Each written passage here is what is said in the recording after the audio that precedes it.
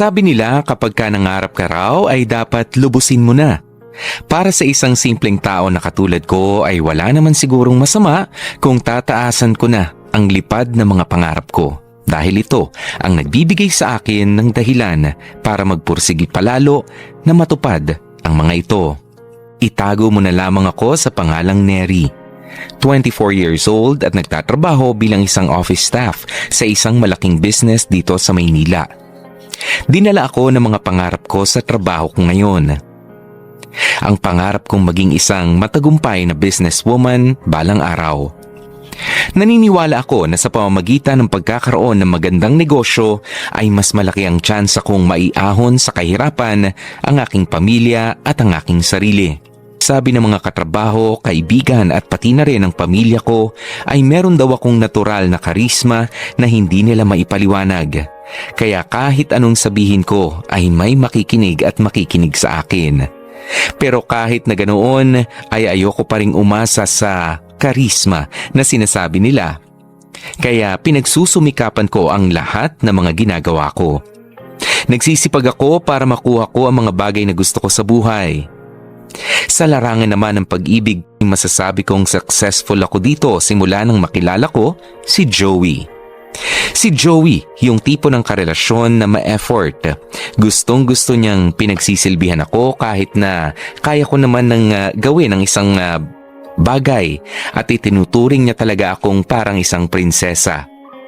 Inaalagaan ako ni Joey at pinoprotektahan niya ako sa lahat ng oras at alam ko na ganitong klase ng pagmamahal ang deserve ko. Kaya wala na akong mahihiling pa. Parang ang lamig naman dito sa opisina masyado. Kung kailan naman wala talaga akong dalang jacket tsaka ganito kalamig. Ang hirap tuloy mag-type. Yung dami ko pa namang inaasikaso reports ngayon. Nasa na ba yung papel na kailangan ko? Ay, ano na bang susunod kong gagawin? Ay, Oh, Neri, ano ba nangyayari sa'yo? Parang lupay-pay ka dyan. wala po sir. Medyo nahihilo lang po. Ayos ka lang ba? Opo sir. Kaya pa pong magtrabaho. Sure ka ha? Namumutla ka eh. Kulang ka ba sa tulog? Kumain ka na ba na agahan mo? Opo. Kumain naman po ako kaya medyo nagtataka nga rin po ako na nagkakaganito ako ngayon eh. Di rin naman po ako puyat. Baka po lalagnatin lang ako sir kasi nilalamig po ako eh. Ilalamig eh. Baka masyadong gumagana yung aircon natin ngayon dito sa office kasi nagkasira nung weekend. Naayos pa lang. Kaya nga lumabas muna ako dito sa inyo kasi ay inita na ako sa kwarto ko. Ha? Ganun po ba? Baka po talagang magkakatrangkaso lang ako. Pero ayos lang po, kaya pa naman po eh. Nahilo lang po ng konti. Ay, nako. Pumunta ka na lang muna sa pinakamalapit na ospital, Neri. Sige na, baka lalo pang sumama ang pakiramdam mo. Mahirap na. Pero paano po yung reports ko? Hayaan mo na muna yun. Kahit bukas na lang yan kung kailan ka makakapasok ulit. Sige na, isa kung ano pa mangyayari sa'yo rito. Sige po sir, salamat po. Sige.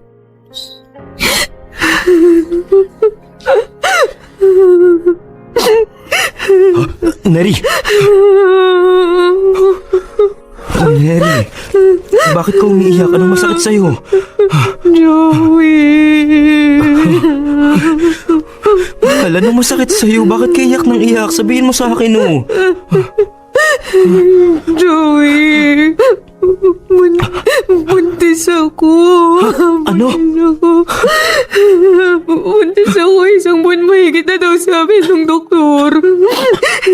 Kaya pala ako nahihilo parati. Akala ko kulang lang ako lagi sa tulog kaya ganito eh. Naisip ko na puyat lang ako kaya mababa yung blood sugar ko. Kaya ako nahihilo madalas. Pero hindi pala. Ang bigat-bigat rin ang pakiramdam ko at halos ayoko nang bumangon sa kama tuwing umaga. Gusto ko lang matulog ng matulog. Akala ko talaga pagod lang to sa trabaho pero yun pala may bata na sa sinapupunan ko. Neri, huwag ka nang masyadong umiyak. Makakasama yan sa bata. Anong gusto mong gawin ko? Magdadatalon sa saya? Magpa-party kasi buntis ako? Joey, hindi pa tayo handa. Bago pa lang tayong bumubuo ng mga pangarap natin. Bago pa lang tayong nagkakaroon ng mga matitinong trabaho. Tutulong pa ako sa pamilya ko eh. Paano na lang yan ngayon? Paano na lang yung mga pangarap ko para sa pamilya at para sa sarili ko kung magiging nanay na ako? Ha? Hindi ko alam. Pero handa akong panagutan ka at ang magiging anak natin, Neri. Handa akong bumuo ng isang pamilya kasama ka. Ako rin naman eh, pero hindi pa ngayon. Bakit ba kasi ngayon pa ito nangyari? Paano na lang kapag nalaman ng mga magulang ko, lalo na ni Papa? Paniguradong magagalit sila. Sobrang magagalit sila sa akin. Binigyan ko yung mga pangarap nila. Mahal. Mahal, kasama mo naman ako dito. Hindi kita pababayaan, okay? Sabay nating haharapin ang mga pamilya natin.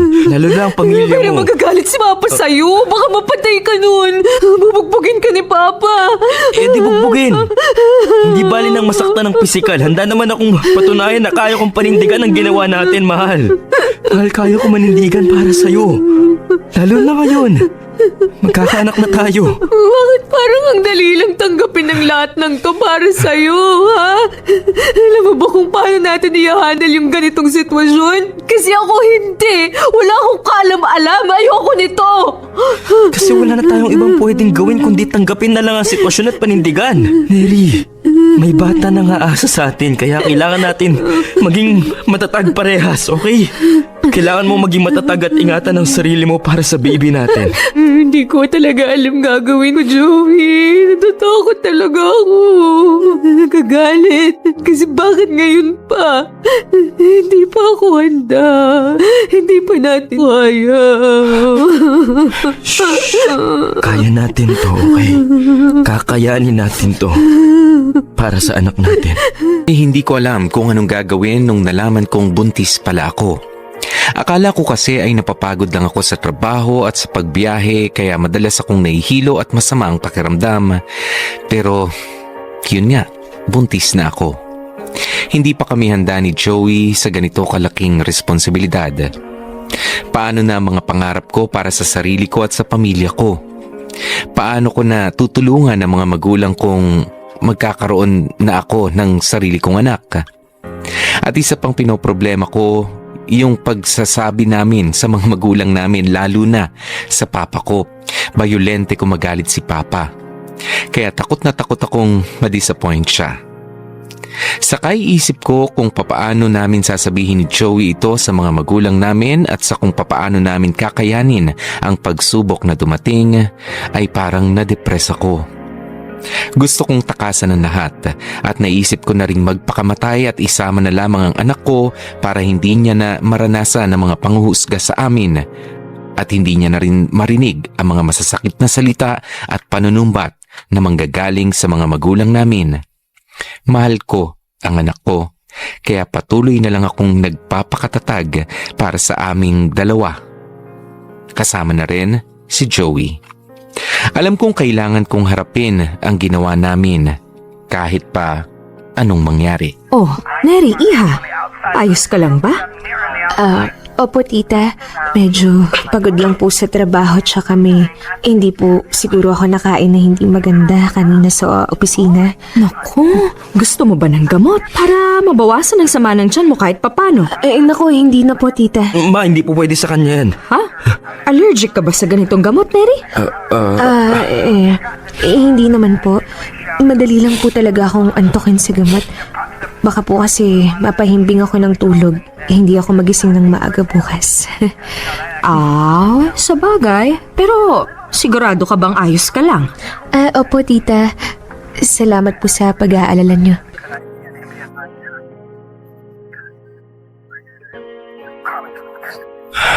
Oh, mahal, anong gusto mong kainin? Itong minuto ba? Ayoko niyan.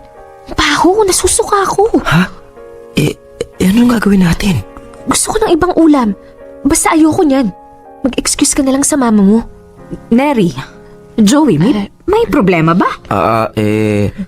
Mama, parang sa karne po ata nadadali yung sikmuran ni Neri ngayon eh. Mukhang hindi mo na siya pwedeng kumain ito. Pasensya na po tita ha. Ayaw lang pong makisama ng sikmura ako ngayon eh. Hindi po sa ayaw ko sa luto nyo ha, pero hindi lang po talaga kaya ng tiyan ko ngayon. Ayos lang, naiintindihan ko naman. Ano bang gusto mong kainin? Ay naku, huwag na po kayong mag-alala. Kami na lang po ni Joey yung maghahanap. Kung ayos lang po na isama ko si Joey. Siya sige, para may kasama ka rin. Delikado nang lumakad ka ng mag-isa. Lalo ngayon at may nararamdaman ka. Salamat po. Sobrang nakakahiya naman kay tita yung inasta ko. Mahal, walang problema yun kay Mama. Mahal, hirap na ako sa pagbubuntis na to eh. Ayoko na. Pagod na ako physically. Pati rin yung mga emosyon ko. Pagod na rin akong mag-isip ng kung ano-ano. Tapos nasa-short na rin ako sa budget dahil sa mga vitamins na kailangang inumin. Diyos ko, ano ba tong klaseng buhay na harapin natin? Mahal, nandito naman ako ah. Kakayanin natin to. Puro ka naman ganyan eh. Puro kakayanin. Pero hindi mo pa nakakayang ipagtapat itong sitwasyon natin sa mga magulang natin. Akala ko ba paninindigan mo ko? Kami, 2 buwan na yung tiyan ko. 2 buwan na rin tayong nagtatago. Hirap na ako, Joey. Sana ikaw na lang ang nagbuntis para naiintindihan mo tong nararamdaman kong hirap eh. Ayoko na nito. Neri, kung pwede lang eh. Kung pwede lang. Ginawa ko na yan at ako na mismo ang nagdala ng hirap at pagod na pinapasan mo ngayon. Pero hindi eh. Tsaka, unting pag-unawa lang naman oh. Haharapin ko naman ang mga magulang mo eh. Naghahanap lang ako ng tiyempo Hanggang kailan mo ako paghihintayin? Kapag halata na tong tiyan ko, doon ka lang magiging matapang? Bukas na bukas rin, sasabihin na natin to sa mga magulang ko. Kakapagod ng maglihim.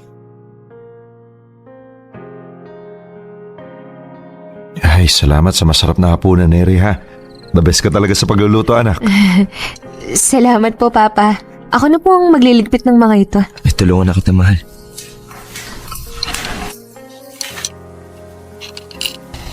Mahal, kinakabahan ako. Ako din naman eh. Pero kailangan na nating sabihin to. Magkasama naman tayong dalawa eh, kahit anong mangyari. Kaya kailangan nating tatagan ng loob natin. Basta tandaan mo parati na mahal kita ha. Kayo ng anak natin. Magiging matapang ako para sa inyo. Salamat, mahal. Tara, sabihin na natin. Tara.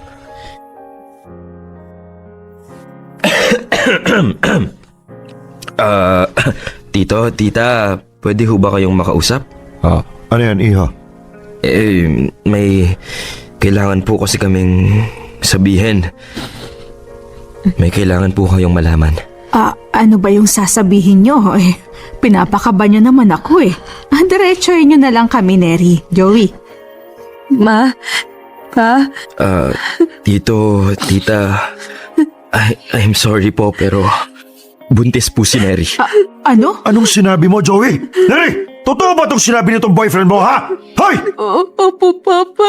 Anak 2 buwan na po. Ano? 2 buwan na? Tapos ngayon lang kayo nagsabi. Bakit nyo nagawa ito sa amin? Ikaw, ka nga rito! Tama ka walang kwenta mo, Joey! Ha? Bakit mo ginawa to sa anak ko? Ha? Ay, Diyos ko! Tama na yan! Tama na! Huwag mo akong pigilan! Joey, kulang pa yung suntok na yan sa ginawa mo sa anak ko! Pinagkatiwalaan kita! Pinagkatiwalaan ko kayo! Tapos ganito lang yung ikaganti nyo! Umupo ka muna, Mike. Pwede ba? Pag-usapan muna natin ito. Hindi mo muna yung mga anak mo. Sorry po, Ma. Pa. Sorry po talaga. Hindi naman po namin to ginusto eh. Hindi ginusto! Hoy, Neri, ha? Ginusto mong magpalandi! At wag na wag mong sasabihin na hindi mo ginusto yan kasi kung hindi talaga, edi hindi ka nabuntis! Mike naman, huwag mong pagsalita ng ganyan ng anak mo. Anak mo pa rin si Neri. Anak! Wala akong anak na malandi at nagpapabuntis nang wala sa oras! Wala akong anak na nagpapabuntis bago muna ikasal! Diyos ko naman, Neri! Alam mo naman ang klase ng buhay na meron tayo, di ba? Anong ibubuhay niyo dyan sa batang yan, ha? Pag-ibig! Tigilan niyo nga ako! pagkakapag-ibig nyo, yan, nadisgrasya ka! Pa, hindi naman po talaga namin sinasadya eh. Ayoko rin naman po nang nangyari. Kaso wala na po tayong magagawa. Nandito na po to. Pati ikaw, Joey, ha? Anong balak mo dito sa anak ko, ha? Bubuntis-buntisin mo tapos hindi mo naman kayang buhayin, ha? Magdadagdag ka pa ng palamunin dito sa bahay, responsibilidad mo to! Paninindigan ko po ang mag-ina ko, Tito. Huwag po kayong mag-alala. Hindi ko po tatakasan si Neri. Responsibilidad ko po na buhayin sila, lalo na ang bata. Pwes kung ganun, pakasalan mo yung anak ko sa lalong madaling panahon. Po? Oh, akala ko ba paninindigan mo yung anak ko? Pero bakit parang ayaw mong pakasalan? Ha? Hindi naman po sa ganun, pero hindi naman po ganun kabilis at kadaling magpakasal. Alam mo naman pala eh! Ginagawa nyo to, ha? Kung hindi kayo magpapakasal, etong tatandaan nyo, ha? Hindi ko matatanggap ang batang yan sa bahay na to. Kailangan maikasal ni Neri sa'yo, Joey. At hindi ako makakapayag na gagawin mong disgrasyado yung anak ko. Papa, ayoko pong magpakasal. Ano sinabi mo? Ha? Ha? Mike, ano ka ba? Ano? Buntis ang anak mo! Bakit mo naman sinampal? Tito! Huwag niyo naman usaktan si Neri. Buntis po siya! O bakit? Ayaw niyang sumunod sa akin. Ang tigas din naman talaga ng mukha mong bata ka, di ba? 2 buwan kang umuwi dito sa bahay na to. Tapos buntis ka pala. At hindi man lang namin alam. At ngayon magpapaawa ka. Sundin niyo ni Joey yung sinabi ko. Magpapakasal kayo kahit na ano mangyari. Nabuntis lang po ako pero hindi po ako handang magpakasal. Bubuhayin naman po namin ni Joey tong bata eh. Kailangan din po namin mag-ipon para sa panganganak ko. Kailangan namin yung pera para sa baby namin kaysa gastusan pa namin yung kasal na yan. Tigilan mo ako sa mga baluktot mong katwiran, Neri. Joey, sinasabi ko sa iyo kailangan mong pakasalan itong anak ko. At bukas na bukas rin, dalhin mo dito yung mga magulang mo at pag-uusapan na nating lahat ang kasal. At ito pang tatandaan mo, wala kaming ilalabas na pera dyan. Kayo ng pamilya mong dapat gumastos kasi ikaw ang lalaki. Mama. Anak naman kasi, bakit mo naman ginawa ito sa amin ng papa mo? Nagkulang ba kami sa pangaral at pag-aalaga sa'yo, ha? Sobrang sama ng loob ko sa'yo ngayon. Sa inyo ni Joey. Pero kailangan mo ako ngayon. Mas kailangan mo ako kaya susubukan kong intindihin ka. Mama, patawarin niyo po sana ako. Hindi ko talaga ginusto to eh. Hindi po namin ginusto. Kaso nandito na po yung bata eh. Mahal ko na rin po siya. Tita, kita patawarin niyo po kami ni Neri. Hindi po namin sinasadya. Pero tita, totoo po yung sinabi ko sa papa niya. Paninindigan ko po ang mag-ina ko. Pero tita, yung kasal po mukhang mahihirapan po kami dyan eh. Pasensya na po kayo. Joey, alam kong mahal na mahal mo itong anak ko at nagpapasalamat ako doon. Pero sana naman maintindihan mong hindi ko patanggap ang lahat. Masyado pang masakit sa akin ang ginawa ninyo. Pero salamat na rin at handa kang panindigan ng anak ko. Pero hihilingin ko rin sa'yo, napakasalan mo tong si Neri para na rin sa ikapapanatag ng loob ko. Pero mama, hindi naman po ganun yung... Hindi naman porke nabuntis ako automatic na kasal yung kasunod. Ganon yun, anak. Tama ang papa mo. Kailangan nyo magpakasal ni Joey para maitama yung pagkakamali ninyo. Sundin nyo na lang yung papa mo para maging mas maayos tayong lahat at mas matanggap niya ang sitwasyon ninyong dalawa. Pero mama, ayoko po talaga. Ayoko pa po. Kaya ko pong maging ina ngayon pero hindi pa po ako handang maging asawa. Yun ang tama, Nelly. Gawin nyo na lang ni Joey ang tama. Sumunod na lang kayo. Tama nga ako sa inaasahan kong reaksyon ng mga magulang ko, lalo na nga si Papa. Pero sobrang nasaktan pa rin ako sa mga sinabi niya sa akin, lalo na nung nasampal niya ako. Hindi ko akalain na kaya akong saktan ng tatay ko, lalo na't alam niya na buntis ako. Pero ganun ang nangyari. Wala rin naman akong karapatang magalit sa kanila kasi ako naman ang nagkamali dito, kaya kahit ano pang parinig ni Papa sa akin sa bahay namin ay pasok sa isang tenga at labas naman sa kabila ang ginagawa ko. Lalo pang ipinipilit at ipinamumukha sa akin ni Papa yung pangangailangan naming magpakasal ni Joey, kaya nag-usap ulit kaming dalawa. Parehas kami ng napag-usapan at napagkasunduan. Hindi pa kami handang magpakasal. Hindi dahil sa hindi namin mahal ang isa't isa pero para mas praktikal kung magli-live-in na muna kami ni Joey.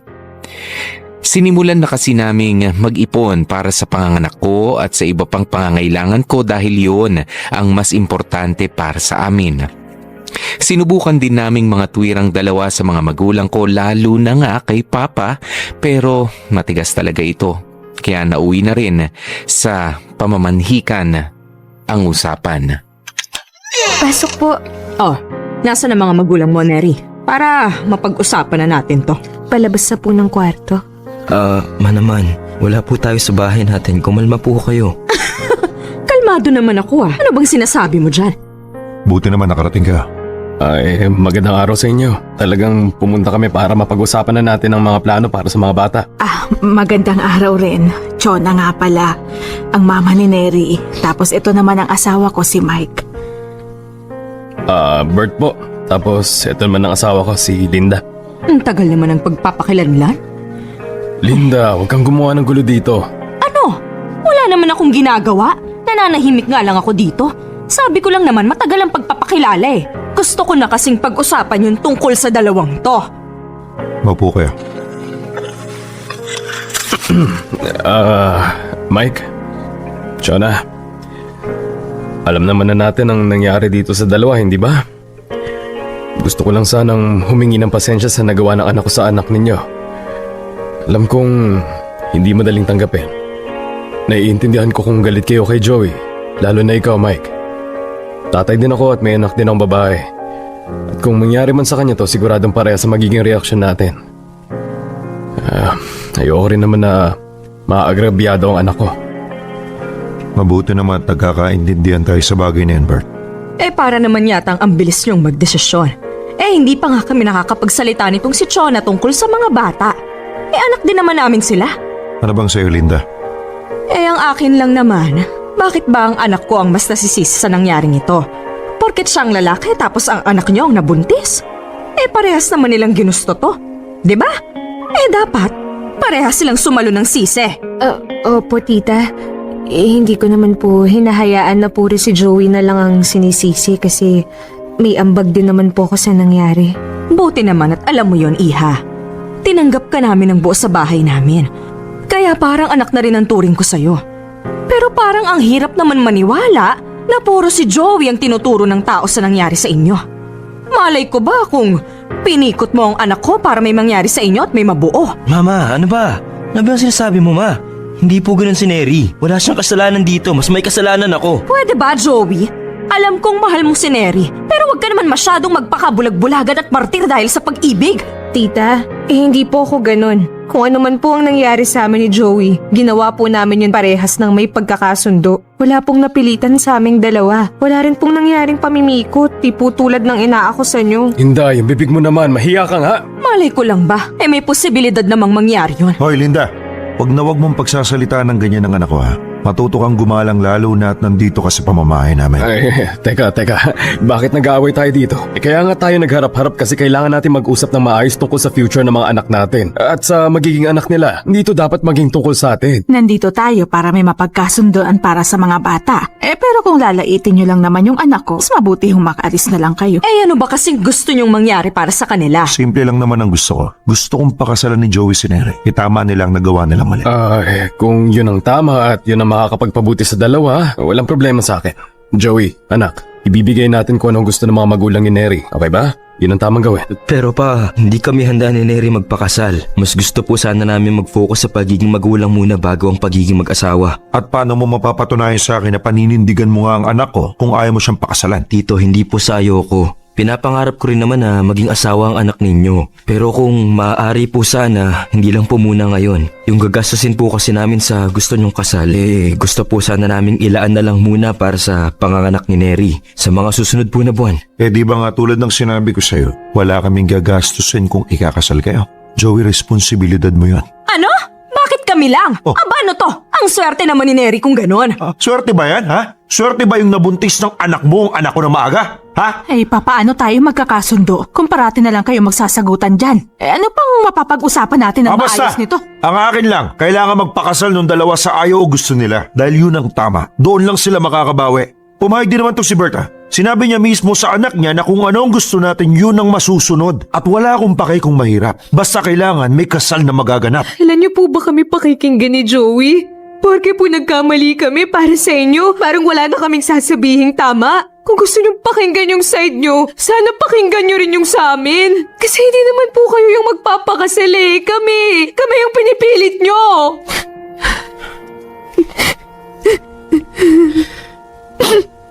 Mahal, Isang oras ka nang umiiyak dito. Pagkarating pa lang natin dito, umiiyak ka na. Tama na yan, makakasama yan kay baby. Paano kung hindi iiyak hindi na tayo makakatakas sa gusto nilang kasal? Neri, Joey! Sige nga, sabihin mo sa akin. Nakapagpakasalan ako ngayon. Neri, alam mo naman na gusto kitang pakasalan. Pero biglaan kasi ang mga pangyayaring ito. No, tingnan mo na. Ikaw din naman, di ba? Ayaw mo rin namang magpakasal pa. Ayoko kasi magpatali pa ng dahil lang sa buntis ako. Gusto ko kapag ikakasal tayo, puro pagmamahal lang yung dahilan. Hindi dahil may bata na tayo aalagaan. Ang palit lang kasi sa pakiramdam Ayoko naman ng ganun. Hindi ganun yung pinapangarap kong kasal. Anong gagawin natin? Hindi ko na rin alam kung anong iisipin Mahal, gets ko naman yung pinupunta ng tatay mo at gustong-gusto niyang magpakasal tayo sa lalong madaling panahon. Kasi yun naman talaga ang tama, di ba? Kasal muna bago anak. Kaso sa atin kasi nabaliktad Kaya kahit anong mangyari, hindi naman talaga natin may iwasan ng kasal. Darating at darating rin yan sa buhay natin. Pero ayoko pa ngayon. Ayoko pa talaga. Mas unahin natin yung bata. Kaso wala na nga tayong magagawa. Pipilitin at pipilitin nila tayo, Neri. Tingnan mo, mapapagod rin tayo kakatanggi at mauuwi na lang din tayo sa pagpapakasal. Gusto mo ba ng ganun? Gusto mo ba ng isang pilit na pagsasama? Alam mo, mahal, kahit kailan, hindi magiging pilit ang buhay ko kung ikaw yung makakasama ko, okay? Ang mahalaga lang naman sa akin sa ngayon yung magkasama tayo May kasal man o wala, basta kasama kita. Parehas lang ang pagmamahal ko para sa'yo. Hindi ko na talaga alam. Bahala na.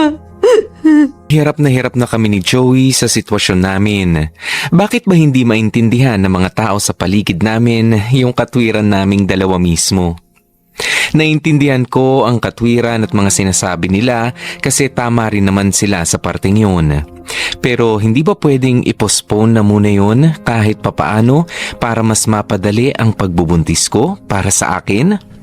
Sana man lang ay isipin ng mga magulang namin yung bata sa sinapupunan ko at hindi yung mga pride at ang kahihiyan na mas iniisip nila. Ayoko talagang magpakasal pa sa ngayon. Hindi kasi ako naniniwala na yun ang dapat unahin namin ni Joey dahil may bata nang nakasalalay sa aming dalawa. Kailangang maging matalino ngayon sa panahon na ito dahil mahirap na ang buhay at limitado lang rin naman ang pera namin kung tutuusin.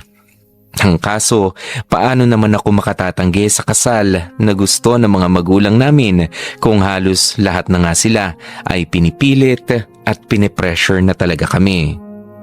Ano ba ang dapat namin gawin ni Joey at papaano ba namin maipaiintindi sa mga magulang namin yung katwiran naman naming dalawa na pakikinggan nila? Labag na labag man sa kalooban ko pero natuloy pa rin ang gusto ng mga magulang namin ni Joey. May kasalan pa ring magaganap. Kahit na anong pilit, pakiusap at pagmamakaawa na rin namin ni Joey sa kanila na makinig naman sa amin ay hindi naging effective at parang mas lalo pang nagalit si Papa sa aming dalawa. Kaya wala na rin talaga kaming nagawa at nagpakasal na rin kami agad-agad. Isang buwan lang ang naging preparasyon para sa pagpapakasal at sa loob ng isang buwan na yun ay sobrang nalungkot talaga ako. Pati sa mismong araw ng kasal namin ay hindi ko pa rin nagawang maging masaya dahil sa sama ng loob na meron ako sa dibdib ko. Alam kong wala akong karapatang magreklamo ngayon dahil kami ni Joey ang gumawa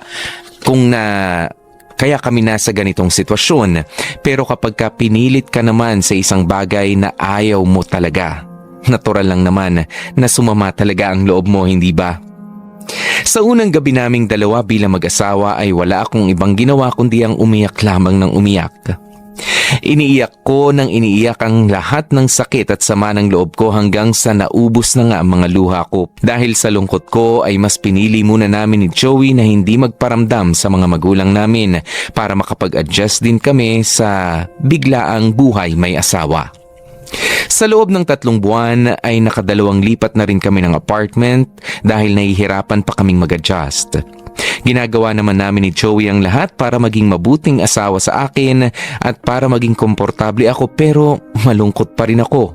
Mahal ko ang asawa ko, pero hindi ko pa rin magawa ang maging masaya. Mahal, gustong ilagay itong lamesa natin. Dyan sa gilid. Pero pantayin mo ha. Ayoko nang hindi maayos sa pagkakalagay. Opo, boss. Oh, magpahinga ka muna. Pawis na pawis ka na oh. Magpalit ka na rin ng damit. Mahal, eto tubig oh. Salamat. Ay, nakakapagod. Ganito pala ang buhay ng bago mag-asawa, no? Oo nga eh. Kaso ikaw, ayaw mo ako patulunging mag-ayos. Halos wala akong nagagawa na dito sa bahay oh. Ako naman ang misis. Ayaw mo nun. Tinatrato kita bilang prinsesa. Che, nung prinsesa ka dyan, baka kung ano na namang masabi ng nanay mo sa akin. Ano ka ba? Hindi naman ganun si mama. Teka, si Papa tumatawag. Hello po, Pa. Hello anak, kumusta ka? Ayos lang po, Pa. Bakit po? Ganun ba? Saan ba kayo nakahanap ng matutuloy ni Joey? Hindi ka na nagparamdam sa amin ng mama mo pagkatapos niya magpakasal. Gusto lang po naming mapag-isa ni Joey. Siyempre, nangangapapa po kami sa buhay mag-asawa. Ganun ba? Maayos naman ba yung natuluyan niyo? Opo, Pa. May kaliitan lang pero ayos lang. 2 lang naman kami sa ngayon eh. Mura lang kasi itong inuupahan namin ngayon. Kailangan naming mag-ipon para sa panganganak ko. Ano? Bakit parang tinitipid ka na naman ni Joey? Ay, hindi po, Pa. Sa katunayan, ako nga ang mapilit na sa simpleng apartment lang kami tumire. Para praktikal. Kababahit na! Dapat manindigan si Joey na itira ka sa matinutilo at mas maluwag na apartment, no? Lalo na buntis ka pa. Paano na lang kung may mangyari bigla dahil sa ganyan na tinitirahan nyo? Gano'n ka ba kasigurado na ligtas dyan? Pa, sinasabi ko po sa inyo. Ako ang nag-double check nitong apartment at nagustuhan ko siya kahit maliit siya. Hindi naman ako naghahangad ng malaking matutuluyan sa ngayon eh. Bahala ka na ng bata ka, tigas-tigas ang ulo mo talaga. Kaya ka napapahamak eh. Ano naman po ba yan? Kung hindi ka naman kasi nagpabuntis dyan sa lalaking yan, di sana maayos ang buhay mo ngayon. Hindi man tayo mayaman pero hindi mo kakailanganin mang upahan at pamproblema sa pambabayad ng renta dahil libre ka na nakatira dito sa atin. Bahay natin to. Wala tayong inuupahan. Kung hindi nyo naman ako pinilit na magpakasal dito kay Joey, pwede naman akong manatili pa dyan sa bahay na yan eh. Aba, talaga sumasagot ka pang bata ka. Anong gusto mo? Matulad ka sa mga pisa mong nabuntis na hindi kinasal. Tingnan mo, ang lalaki na namang pamangkin mo pero hindi pa rin sila kasal hanggang ngayon. Ang pangit tingnan nun. Pa, wala naman akong pakialam sa sasabihin ng ibang tao kasi buhay ko naman po to. Basta wala akong natatapakang ibang tao. Patuloy lang ako mabuhay ng payapa kasi alam ko po sa sarili ko na wala naman akong ginagawang masama. Kaya pwede po ba? Total na pagbigyan ko na po kayo sa kasal na gusto nyo. Pwede bang mamuhay naman muna kami ni Joey ng matahimik? Yung buhay na hindi kami sunod-sunuran sa inyo. Mahal ang papa mo ba yun? Anong sabi? Ayun, ano pa bang bago? Kasi syempre minaliit ka na naman. Bakit daw sa maliit na apartment mo lang ako itinira? Ikaw rin naman kasi. Sabi ko naman sa'yo, di ba? Doon tayo sa isa nating nakita. Maluwag ang pwesto doon. Malaki-laki yung apartment. Di malaki rin yung babayaran nating upa. Di ba, Alina? Ano ka ba, Joey? Di ba nga kailangan nating makaipon para sa panganganak ko? Siyempre, pag nailabas ko na yung bata, mas marami pa tayong gastos na haharapin. Maging practical ka rin naman, ba? Pero tingnan mo, nakikwestiyon ako ng papa mo. Parang lumalabas na hindi kita kayang buhayin. Hayaan mo na kung anong iniisip ni Papa. Puro naman siya ganun eh. Patunayan mo na lang sa kanya na kaya mo kong buhayin sa iba pang paraan. Ay, nakaka-stress naman na buhay to. Ayoko na. Ay, ang liit ng bahay pero bakit parang mayat maya ang winawalis ko dito? Medyo nakakapagod na. Aba, sino kaya to? Parang ang aga naman ni Joey. Sandali lang! Tita, kayo po pala. Ito ba ang tinutuluyan nyo ngayon ng anak ko? Opo, pasok po kayo. Dito kayo nakatira ng anak ko? Ang liit naman pala ng apartment nyo. Sapat naman po to para sa amin. Kasi 2 lang naman po kami. Kahit na. Hindi ko pinalaki si Joey para tumira sa ganito lang kaliit na bahay kapag bumukod na siya sa amin. Tsaka ano ba tong mga gamit nyo? Ang gulo-gulo. Nag-aayos pa po kasi kami kasi kakalipat lang po namin. kakalipat? Isang linggo na kayo dito, di ba? Wala ka bang ginagawa dito sa bahay niyo? Meron po. Hindi naman po ako tatamad-tamad. Sadyang may trabaho lang din po ako at gabi na nakakauwi kaya tuwing walang pasok lang po kami nakakapag-ayos ni Joey. Kapag nandito ako sa bahay at wala siya, nag-uunti-unti rin naman po ako ng ayos. Hindi lang po ako pwedeng magbuhat-buhat masyado kasi alam niyo na po, buntis ako. Kasi kung hindi naman to nangyari, di sana maayos pa ang buhay natin pare-parehas. Nasira ang diskarte ng anak ko sa buhay dahil ngayon may iba na siyang bubuhayin. Ngayon na nga lang siya mangangarap para sa sarili niya, kaso mauun siya pa kasi bigla siyang nagkaroon ng responsibilidad. May plano pa nga yung magtrabaho abroad kasi gusto niya na siya na daw magpapaaral sa kapatid niya, kaso ngayon, iba na ang focus niya. Hindi na ang kapatid niya o kami, ikaw at ang batang yan na. Hanggang ngayon po ba, sinisisi niyo pa rin ako at ang anak ko sa nangyari? Apo niyo naman po itong dinadala ko. Di naman to mangyayari lahat kung hindi mo inakit ang anak ko. Kung nag-ingat kayo... Pasensya na po kayo pero kung lalaitin at sisisihin niyo pa rin kami ng anak ko, mas mabuti na lang po na umalis na kayo rito sa bahay namin. Hindi naman po ako makakapayag na pati yung anak ko dadamay niyo sa galit niyo sa akin. Bahala ka nga dyan! Ikaw na nga yung dinadalaw, ikaw pa tong mapagmataas! Lalo pang humirap ang buhay mag-asawa namin ni Joey nung narinig na namin na dalawa ang mga sinabi ng mga magulang namin. Akala namin pagkatapos ng 3 buwan ay magiging ayos na at unti-unti na nilang matatanggap ang sitwasyon, pero parang mas lalo pa yatang lumalala. Natututunan ko ng maging komportable sa kanya bilang asawa niya, pero ngayon naman ay bumabalik sa akin ang stress dahil sa mga magulang namin, lalo na nga sa tatay ko at sa nanay naman ni Joey. Imbes na ang mga magulang namin ang magpalakas ng aming loob, ay parang sila pa yung mga kontrabida sa buhay namin ngayon. Dahil sa stress ko sa mga nakapaligid sa amin, ay gabi-gabi talaga akong umiiyak. Alam kong baka mahirapan rin ang anak ko kaya pinipigilan ko na lamang. Pero minsan talaga ay hindi ko na kinakaya dahil sobra akong nahihirapan sa mga nangyayari sa amin ng asawa kong si Joey. Hello? Mary, Papa, napatawag po kayo. ang nanay mo. Bakit po? Ano pong meron kay Mama? Nasa biyahe kami ngayon. Sinusugod namin ng mama mo. Sumasakit kasi yung sikmura. Ilang araw na rin. Pero wala na yung kanina. Kaya pinunta na namin ito sa ospital. Ano po? Sa ospital niyo po dadalhin si Mama. Text na lang namin sa'yo. Malapit na rin kami ngayon doon ha. Sumunod ka na lang kung makakapunta ka ha. Sige po, papunta na rin po ako. Paging Dr. Ipasupio. Kayo proceed to the emergency room. Papa! Papa, si Mama po! Oh, buti nandito ka na kagad. Nagmadali po ako nang sinabi niyong papunta kayong ospital eh. Tsaka buti po walang traffic din. Ano pong sabi ng doktor? Ano daw po yung nangyari kay Mama? Mupo ka nga muna. Tumakbo ka ba papunta rito? Ano ka bang bata ka? Hindi ka ba marunong mag-ingat? Alam mo namang buntis ka eh. Hindi po pa. Medyo binalisan ko lang po yung lakad. Aba kahit na! Paano kung may mangyayari din sa'yo? Wala naman po eh. Gusto ko lang naman pong makita agad si Mama at malaman yung lagay niya. Oh, ayan ang mama mo. Kailangan maraming laboratory test para malaman kung ano nangyari sa mama mo. Nakapagpa-test na po ba sila para kay Mama? Hindi pa nga eh. Wala kasi ako mailabas na pera ngayon. Hindi ko nga alam kung paano makakabayad dito sa ospital eh. May mga gamot rin na kailangan bilhin. Naku, hindi ko pa po kasi sweldo, Papa eh. Kaya wala pa rin po akong maibibigay ngayon. O paano na lang mama mo? Hayaan mo na lang dito. Wala pa po kasi akong pera sa ngayon eh. Paano ka ba naman kasi magkakapera dahil maaga yung pagbubuntis sa taga-asawa mo? Ang dami-dami mong gastos ngayon. Balik na naman po ba tayo sa ganitong usapan, Pa? Ano pa bang gusto nyo?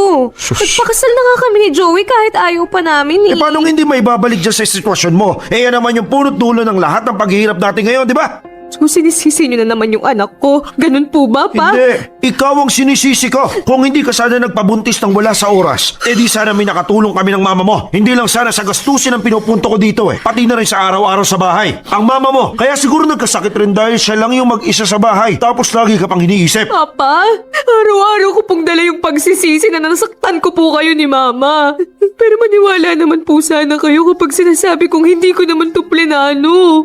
Hindi ko po to sinasadya. Pero nandito na to eh. Kailangan ko ng panindigan. At bumubuo na ako ng pamilya kasama si Joey. Kaya pasensya na po kung hindi na ako sapat para sa inyo ngayon.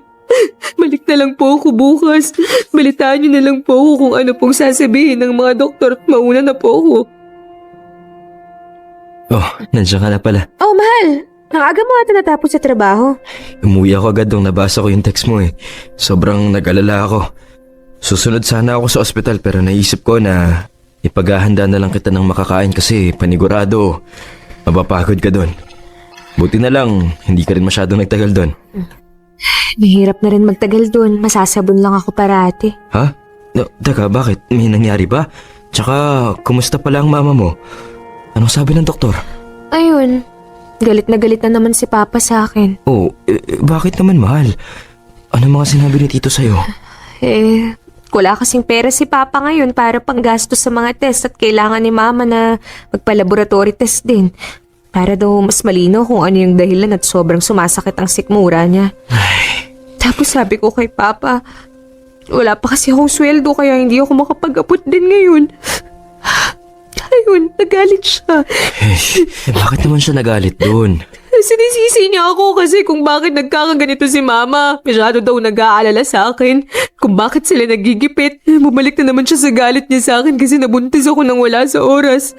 Ayun, sinumbatan na naman niya ako. Dapat daw tumutulong ako sa kanila. Kaso ngayon bumubuo na ako ng sarili kong pamilya. Yun yung sabi ko.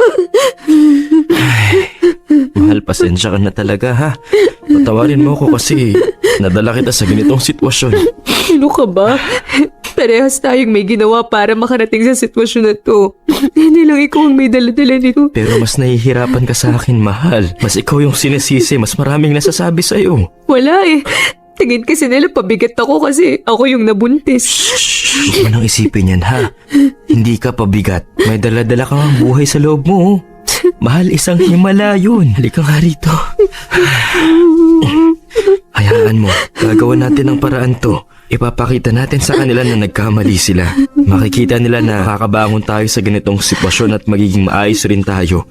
Gagawin ko ang lahat ng makakaya ko para mapatunayan sa kanila na kaya ko, mahal. Na kaya natin. Salamat, mahal. Aray! Mahal, bakit? Anong masakit sa'yo? Yung pusod ko. Ang sakit ang pusod ko. Ano? Joey! Wait lang, kaya mo bang tumayo? Alalahin kita, sige na. Hindi.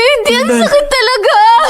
Joey, pwede ko yung kama natin. Mahal, Joey! kailangan na kitang dalhin sa ospital. May dugo na lumalabas sa'yo. Diyos ko po, buhatin na kita. Yung baby ko! Diyos ko, tulungan mo po kami! Masakit rin para sa akin na hindi ko pa matulungan sina Mama lalo na't kailangan nila ako ngayon. Pero wala naman akong magagawa. Gipit na gipit rin ako sa pera at sobrang binabudget ko na nga lang din ang sweldo ko at ang sweldo ni Joey para magkasya para sa aming dalawa. Sa bills na mga kailangan naming bayaran at sa mga pag-iipon para naman sa parating naming baby. Gusto kong tulungan ang mama ko na may paggamot pero nung panahon na yun ay wala lang din talaga akong maibigay dahil nasagad ko na yung budget namin ni Joey. Sobrang nahiya ako sa papa ko noon. Pero nung ininsulto niya ulit ako at sinumbatan ay hindi ko na talaga kinaya. Gusto ko siyang intindihin, ang kaso ay papaano ko naman gagawin yun kung ayaw niya ring ipaintindi ang sarili niya sa akin at hindi niya rin ako iniintindi. Sa sobrang stress ko at patong-patong na mga iniisip ay nangyari na nga ang isang bagay na palagi kong ipinagdarasal na wag namang mangyari sa akin. Sabi naman kasi na... Bakit parang kami sinisisigaw? Sandali lang ho, no? Pwede ho bang wag muna nating dalhin ng mga init ng ulo natin dito sa ospital? Kasi ayoko magising si Neri na stress lang ang naririnig niya. Bakit parang sinisisi mo pa kami sa nangyari? Ikaw ang kasama sa araw-araw ng anak ko. Tapos hindi mo man lang siya iningatan. Tama na yan. Kayong dalawa, umayos nga kayo. Anong nangyari? Mahal, anong nararamdaman mo? Baby ko, kumusta ang baby ko? Ano? May nangyari ba sa kanya? Mahal, Joey, sagutin mo ko! Yung baby ko! mahal, wala na yung baby natin, mahal. Ay, ano?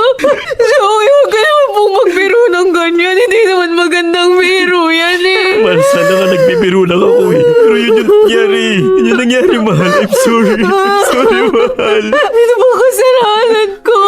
Parati ka mag-iingat, di ba? Ano na namang ginawa mo? At hindi ka nag-iingat. Yan! Ula tuloy ang anak mo! Hindi mo ba inaalagaan ang sarili mo, Neri? Alam mo namang buntis ka. Ano bang mga pinagagawa mo at nalaglag ang bata? May kinaka-stress ka ba ng mga nakaraan, Neri? Stress? Marami po. Marami po akong ikinaka-stress. Bakit ka ba nagpadala sa stress? Alam mo namang buntis ka eh. Paano hindi po madadala? Parati ko naririnig yung mga bagay na ikinaka-stress ko habang nagbubuntis ako. Teka! Ano bang silbi ng kasal ng dalawang to kung wala yung apo ko? Kinasal-kasal pa kayo! Kayo lang naman po yung may gusto ng kasal, di ba? Ilang beses ko na pong sinabi sa inyo na ayaw pa naming magpakasal ni Joey. Hindi dahil sa ayaw naming panindigan yung ginawa namin, pero hindi pa kami handa. Nakinig po ba kayo? Di ba hindi? Tapos ngayon parang kasalanan na naman po namin tong nangyari. Parehas ko po kayo naging stress. Aba, at bakit kami yung sinisisi mo ngayon? Ikaw nga tong hindi nag-ingat dyan. Nawala pa tuloy yung apo namin. Kayo na nga po yung pinagbigyan sa mga gusto niyong mangyari. Yung kasal, yung bumukod kami. Tapos ang dami-dami niyo pa rin sinasabi. Ang dami-dami niyo pa rin sumbat.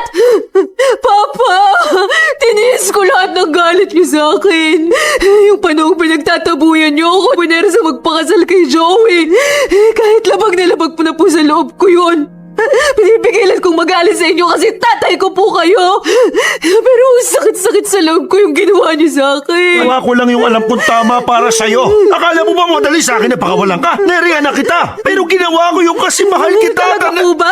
Ako po ba talaga yung mahal niyo? Yung reputasyon niyo? Pinaramdam niyo po sa akin nung pinilit niyo ipakasal ako na inuna niyo yung kahihiyan niyo. Kesa sa future ko at future namin ni Joey kasama ang bata pa. Kaya mo lang naman ako gustong ipakasal para walang masabi yung ibang tao, di ba? Ilaling mga kamag-anak niyo.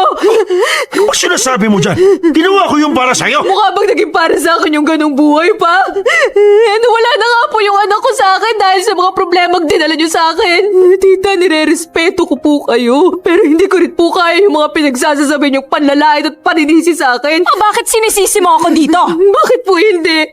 Kung alam lang nilang lahat kung paano niyo ako lait-laitin kapag dinadalaw niyo kami sa apartment namin, hindi po ba paninisi yun? Huwag kang gumawa ng kwento dyan, Neri. Huwag na po kayong magmalinis. Totoo naman lahat ng mga sinasabi ko eh. Alam ng Diyos yan kasi bawat panlalait at panunumbat niyo sa akin, iniiyak ko sa kanya. Ipinaramdam niyo rin sa amin ang anak ko na hindi niyo po kami tanggap sa pamilya niyo. Siguro nga mas okay nang hindi na niya kayo nakilala kasi mukhang paglabas niya, hindi niyo rin naman siya mamahalin kasi para sa inyo problema siya. Neri, patawarin mo kami sa kung ano man ang nangyari. Lahat naman kami nagluluksa sa pagkawala ng bata kasi apo naming lahat yun. Mahal na namin siya kahit di pa namin siya nakikita. Patawarin mo kami. Kasalanan yung lahat kung bakit nawala yung baby ko. Sobrang inaalagaan ko yung sarili ko. Pero dahil sa kung ano-anong naririnig ko sa inyo parati, sobra-sobra yung stress na dinala nyo sa amin araw-araw. Pero mas may kasalanan kayo sa lahat ng nangyari. Mabuti ba po siguro umalis muna kayo dito? Pare-parehas pong matataas ang mga emosyon nating lahat. Umalis na kayo rito. Ayoko muna kayong makita. Kasalanan nyo kung bakit nawala yung anak ko sa akin. Wala nang masasakit pa sa pagkawala ng anak sa sinapupunan ko. Mas masakit pa ito sa kung anumang latay ng kamay na naranasan ko mula sa tatay ko o sa kung anumang panunumbat at panlalait na narinig ko sa kanya, pati na rin mula sa nanay ni Joey. Hindi ko pa man nahawakan at nakikita ang batang iniingatan ko ay binawi na siyang agad sa akin. Wala akong ibang sinisisi kundi ang mga magulang namin ni Joey, lalo na nga si Papa at si Tita Linda. Hindi ko sila magawang patawarin dahil nagdadalamhati pa rin ako sa pagkawala ng anak ko. Para na rin akong pinatay nang makunan ako. Ang kaibahan nga lang ay humihinga pa rin ang katawan ko pero ang puso at isipan ko ay para bang walang-wala na. Sinisisi ko rin si Joey na bakit hindi niya inilaban ng mas mabuti ang gusto ni Papa na magpakasal kami noon. E di siguro nandito pa sana ang anak namin. Siguro kung hindi kami pumayag na magpakasal ay mas kaunti lamang ang poproblemahin namin. Pero ngayon, kasal pa rin kami ni Joey at ang dahilan ng pagpapakasal na yun ay wala na. Mahal ko pa rin naman ang asawa ko. Pero ang hindi ko na alam ay kung gusto ko pa bang manatiling kasal sa kanya ngayong wala na. Yung sana ay magiging anak namin. Kaya ako napasulat sa programa ninyo ay dahil gusto kong humingi ng advice mula sa iyo. Ano ba ang dapat kong gawin? Pipilitin ko pa rin ba itong kasal namin kahit na wala na yung bata o dapat ay makipaghiwalay na ako kahit na mahal ko naman ang asawa ko?